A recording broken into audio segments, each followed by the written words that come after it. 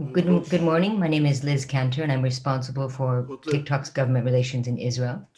I very much would like to apologize for not appearing previously at this session. We're very pleased to be here this morning for what is going to be a very important discussion. I also want to briefly introduce my colleague, Eric Shadowins, who's also on the call. Eric is our Global Hateful Ideologies Policy Lead, and his role involves designing policies to keep hate off TikTok so that our platform can continue to be a welcoming space for creative expression. We are grateful for the opportunity to set out how we are protecting our community from hateful and anti-Semitic content.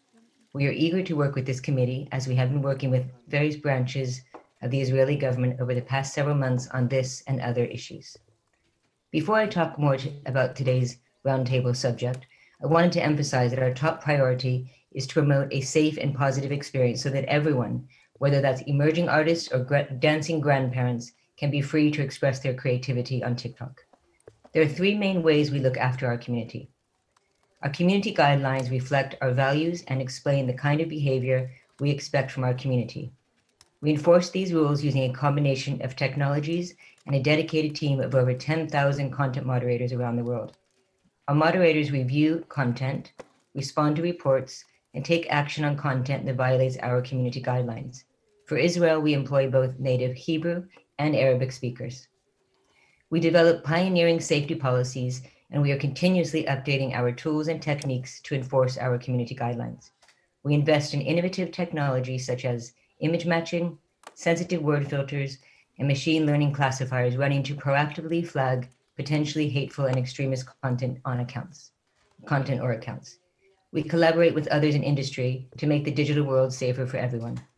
We work with leading safety organizations and sign up to initiatives like the EU Code of Conduct Against Hate Speech. As a newer platform, we are uniquely placed to set the bar for safety, and we will never stop working to make TikTok a safe platform for our community. Turning to the topic of today's roundtable, I want to share with you how we keep anti-Semitism off the platform. First, let me say that we believe that anti-Semitism is abhorrent, and Eric and I are part of teams dedicated to ensuring that TikTok is a hostile place for hateful content. I would now like to take a moment to set out our approach in more detail. We have a zero-tolerance stance on organized hate groups and those associated with them, like accounts that spread or are linked to anti-Semitism, white supremacy, and other hate-based ideologies. We do not allow the denial of violent tragedies, including the Holocaust. Our policies are constantly evolving and being developed to ensure we stay ahead of emerging trends or behaviors to help keep our community safe. We are in regular contact with NGOs and charities working in this space, as well as governments to help support our ongoing efforts. I'm pleased to be able to share the news with you that we will soon announce that we're beginning to take additional steps to stem the spread of coded language and symbols that can normalize hateful speech and behavior. While our safety teams already work to remove hate speech and hateful ideologies, such as neo-Nazism and white supremacy, we are strengthening our enforcement action to remove multiple forms of fascism. This includes white nationalism, white genocide theory, statements intended to provoke such as White Lives Matter, and coded language like being red-pilled, as well as movements such as identitarianism and incels.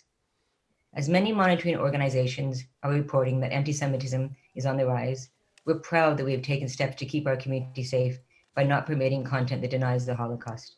But we know there is always more that we can do.